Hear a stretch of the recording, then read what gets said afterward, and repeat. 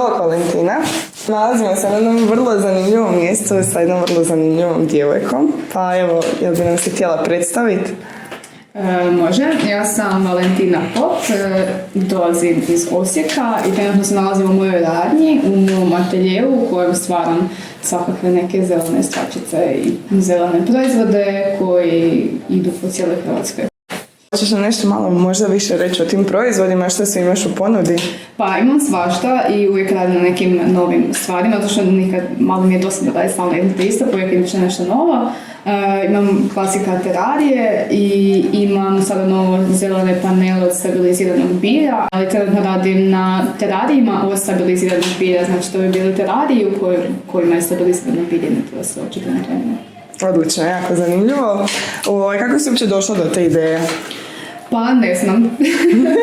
Prije korone sam počela nešto kao sastavljati malo terarije, onda kada je bio lockdown, onda sam imala vremena se posvetiti tome i sad već negdje 4 mjeseca imam svoj obrt, baš paušalno.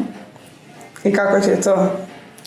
Zanimljivo, sve u svemu, svaki mjesec nešto novo naučim i još nisam došla, još nisam svoj na svom sa svim tim zakonima i svemu, ali ide sad ide sasvim dobro.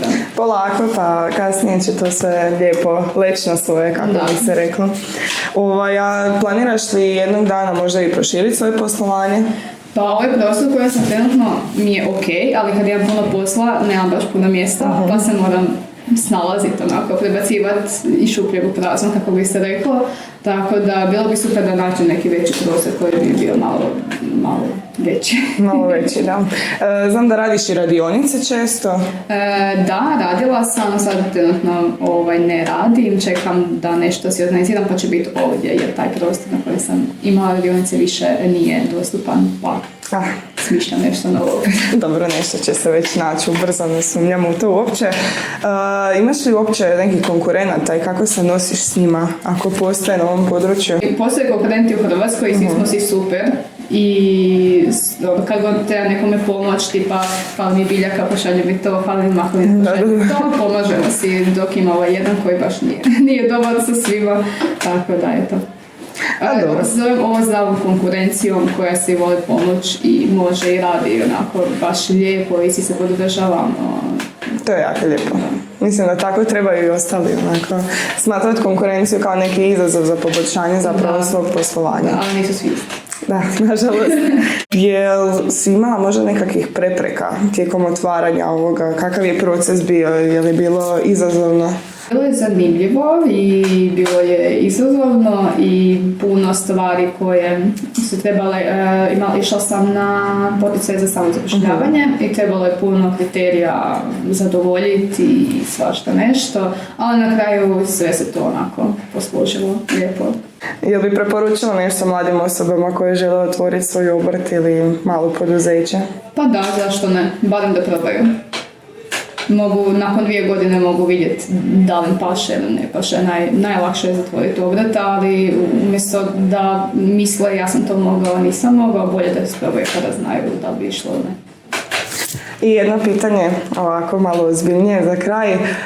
Gdje se vidiš za 10 godina? Nemam baš neku vidim. Nemaš? Jel se vidiš još i dalje ovako u ovom svijetu bilja, panela, terarija? U tom smislu, nekom zelenom smislu svakako, ali vidio sam tip osobe koji kako bude biće. Kako bude biće. Da. Evo malo jedno smiješnije pitanje, možda. Neka zgoda koja ti se dogodila, anegdota? Pa nemam baš nešto anegdota, osim kada kod nekih narudžbi kupac ne zna što želi i onda da meni na isto da ja napravim i onda mu se to ne sviđa ipak, pa to popravlja, to su više neke moje brige, ali nemam baš neke anegdota. Mislim da su simpatični onako dođu, ima različitih ljudi, to mi je najzanimljivije kad mi onako jednom danu dođu 5 različitih ljudi koji nemaju svi su baš na neki način drugačiji. Zanimljivo je s ljudima.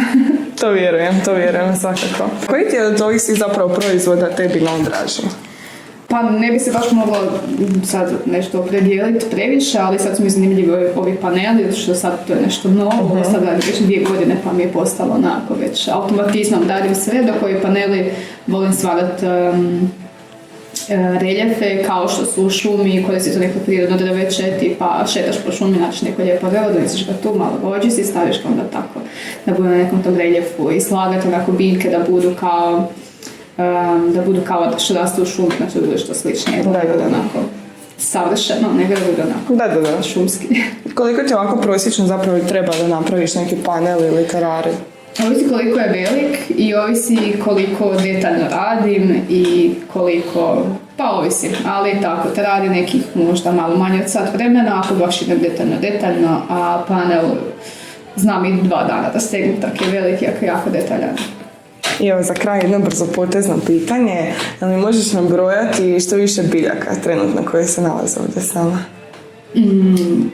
Kad krenem po redu. Kako god želiš. Dobro, Monstera, Strelicija, Dittenbachia, Karasula, Hoja, Syngonium, šta još ima, Philodendron, Aloe, Monstera Adamsoni, Ficus ginseng, Peperomia lilian i Fitonija. I Nolina i Zamjan. Wow. Ne znam, nije mi jasno ovako ništa po imenu, ali stvarno imaš predivno bilje ovdje i želim ti svu sreću sa poslovanjem daljnjim, da ne ostaneš samo 2 godine u obrtu, već da ga produžiš i da za 10 godina budeš ponosna što si uopće otvorila nešto svoje. Hvala ti. Molim. Pitanja čisto da idemo onako malo nekim slobodnim tokom. Evo ga. Što? Super. Ovo da malo čisto za